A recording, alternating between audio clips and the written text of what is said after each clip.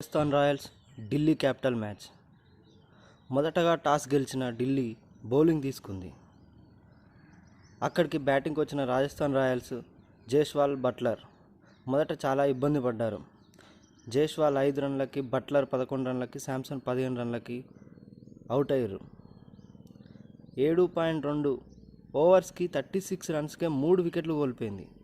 అలాంటి పరిస్థితిలో పరాగ్, అశ్విన్ చాలా బాగా ఇన్నింగ్స్ని ముందుకు తీసుకెళ్లారు. అశ్విన్ 19 బాళ్లలో 29 రన్లు, అందులో 3 సిక్స్లు కొట్టి మ్యాచ్ని ముందుకు తీసుకెళ్లడం జరిగింది. దాంతోపాటు పరాగ్ చివరి వరకు ఉండి 45 బంతుల్లో 84 రన్స్తో మ్యాచ్ని 185కి చేరవేశాడు.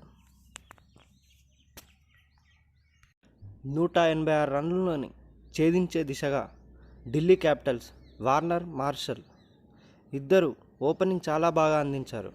Warner 49, Marsh 23, Pant 28, Axar Patel 15. Last ఓవర్లో ఢిల్లీ క్యాపిటల్ గెలవాలంటే 16 రన్నులు కావాలి.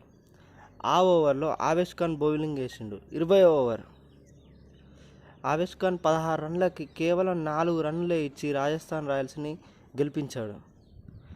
ఇక్కడ చాలా గొప్పగా చెప్పుకునే విషయం ఏంటంటే, బోల్ట్ లాంటి సీనియర్ ప్లేయర్ ఉన్నా కానీ లాస్ట్ ఓవరు ఆవేష్ ఖాన్కి ఇవ్వడం చాలా గొప్పతనం.